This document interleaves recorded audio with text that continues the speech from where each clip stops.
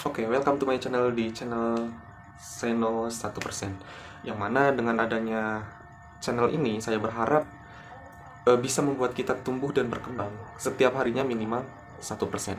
Nah, pada kesempatan kali ini kita akan bahas tentang rumus bahagia atau bisa disebut eh, kunci supaya hidup tenang dan bahagia. Nah, kalau kita semua udah sadar yang 4 perkara ini, kita pasti bahagia dan pasti tenang dan insya Allah pasti masuk masuk surga. Oke, meskipun bahagia di dunia ini tidak mungkin kita dapatkan, tidak mungkin kita rasakan, tapi kalau kita udah sadar yang 4 perkara ini, insya Allah kita pasti bahagia. Kenapa sih rasa bahagia, rasa tenang di dunia gak mungkin kita dapatkan? Jawabannya karena rasa bahagia di dunia tidak Allah ciptakan. Apa katanya? Rasa bahagia di dunia tidak Allah ciptakan. Yang ada juga rasa bahagia hanya ada di akhirat saja, teman-teman. Atau di surga nanti, sebagaimana disebutkan dalam Al-Qur'an surat Al-Balad. A'udzubillahi minasyaitonirrajim. Bismillahirrahmanirrahim. Laqad khalaqnal insana fi kabad.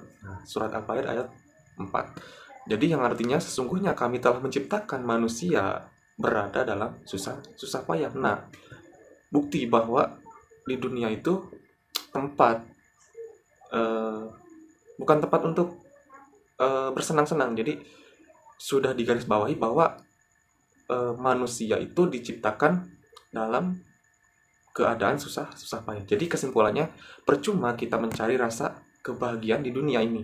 Jadi gini, sama Allah tidak diciptakan, sama kita dicari-cari rasa bahagia tuh, bakal ketemu nggak?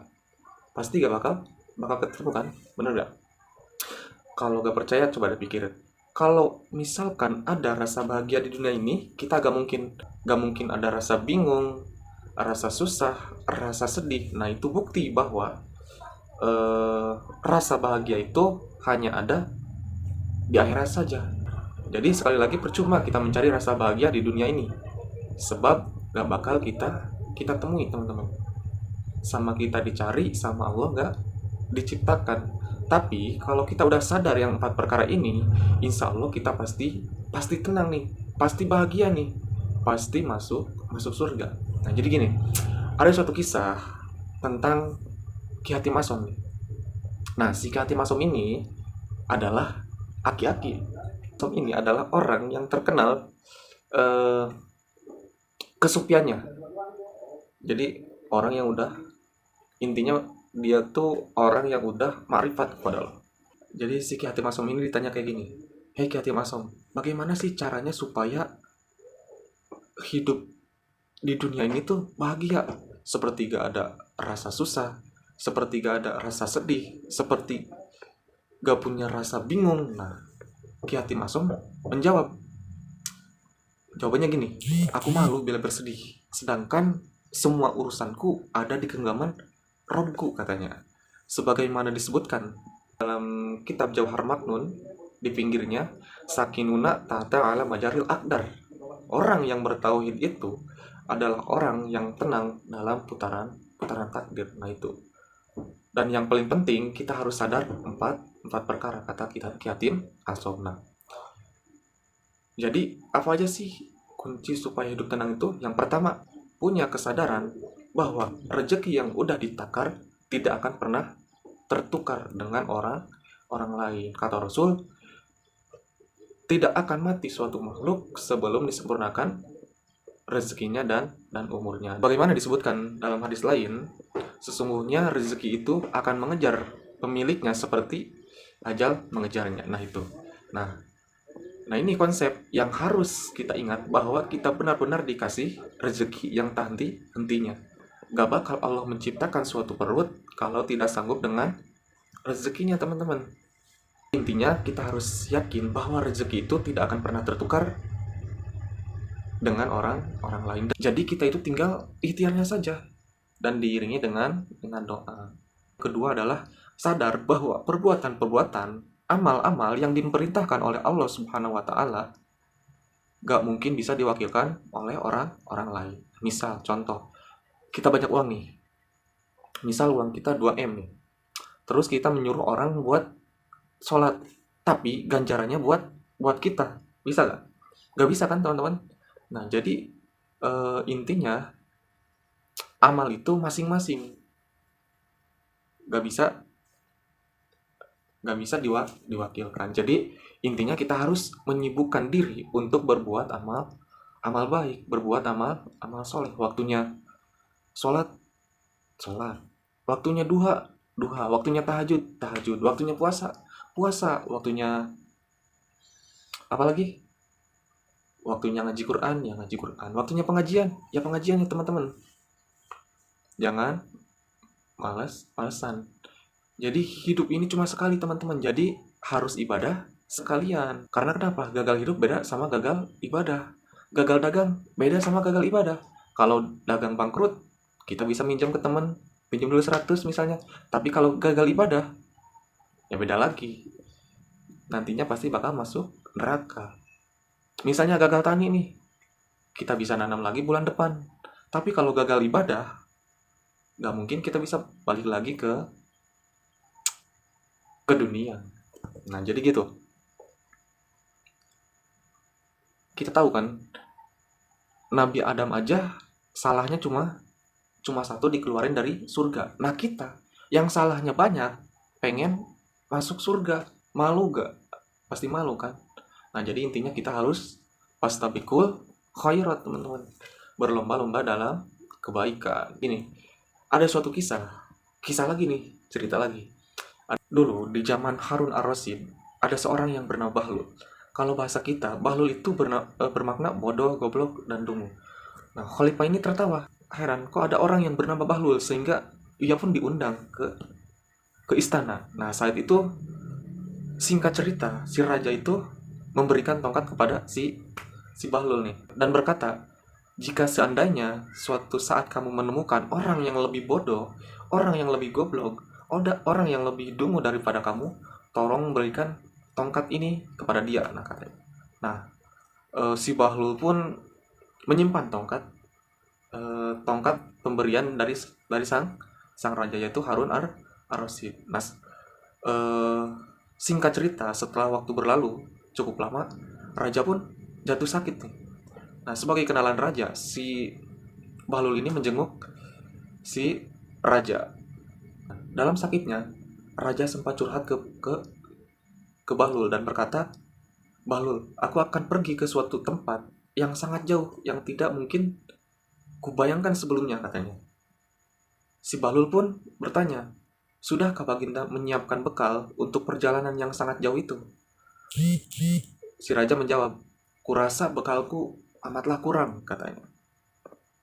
Belum cukup. Nah, tiba-tiba si Bahlul mengeluarkan tongkat itu dan berbisik, aku telah menemukan orangnya. Nah, jadi intinya kita harus apa tadi? Fastabiqul khairat, berlomba-lomba dalam kebaikan. Perjalanan kita masih panjang, jadi kita pasti membutuhkan suatu bekal yang sangat banyak. Oke, selanjutnya kunci supaya hidup tenang adalah punya kesadaran bahwa mati itu pasti datang, dan datangnya selalu mendadak, tidak ada surat pemberitahuan dulu. Jadi Ki Hatim Asom ini selalu ingat pada kematian, ingat alam barja, ingat nanti bakal dihisab, ingat nanti bakal ketemu sama Allah. Tahu gak lagu ini? Wahai manusia, jangan engkau tertipu daya oleh dunia yang fana, sebagai tempat ujian bagi kita. Dunia sementara, akhirat selama-lamanya.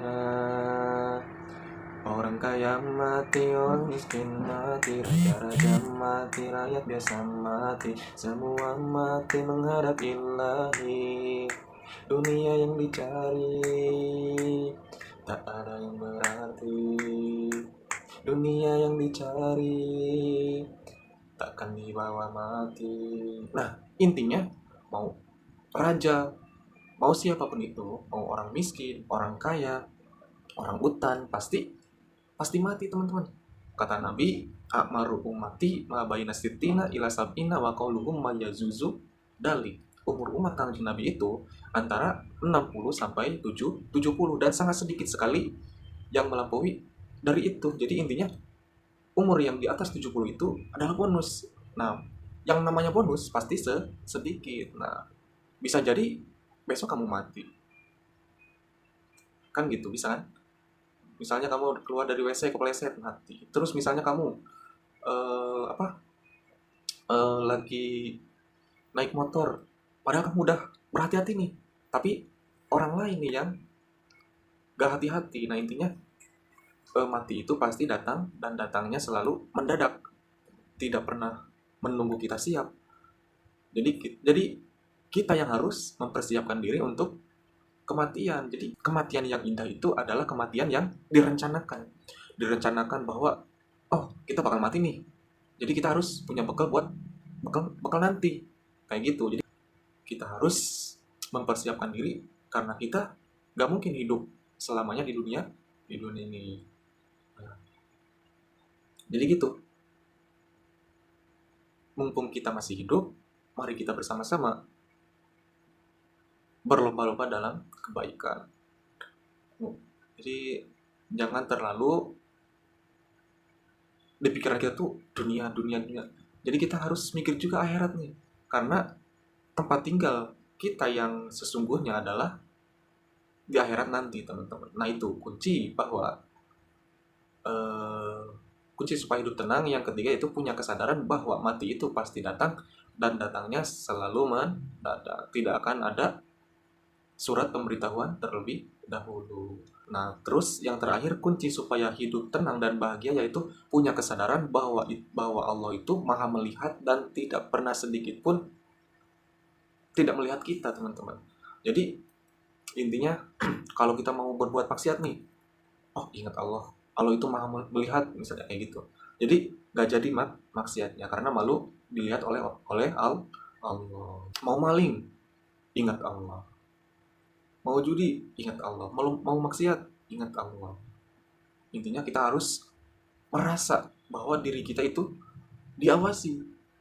Nah, jadi kita itu harus punya kesadaran bahwa kita itu selalu dipantau, selalu dilihat oleh Allah Subhanahu wa Ta'ala. Jadi kesimpulannya, kunci supaya hidup tenang, rumus bahagia itu yang pertama, punya kesadaran bahwa rezeki itu sudah ditakar dan tidak akan pernah tertukar dengan orang lain. Terus yang kedua, punya kesadaran bahwa perbuatan-perbuatan, amal-amal yang diperintahkan oleh Allah Subhanahu wa Ta'ala tidak akan pernah bisa diwakilkan oleh orang lain. Terus yang ketiga, punya kesadaran bahwa mati itu pasti datang dan datangnya selalu mendadak, tidak akan ada surat pemberitahuan terlebih dahulu. Nah, terus yang terakhir, punya kesadaran bahwa Allah itu Maha melihat dan tidak pernah sedikit pun berpaling dari kita. Kita harus merasa diawasi. Nah, mungkin itu rumus bahagia. Semoga kita bisa mengaplikasikannya. Saya Seno 1%. Bye-bye.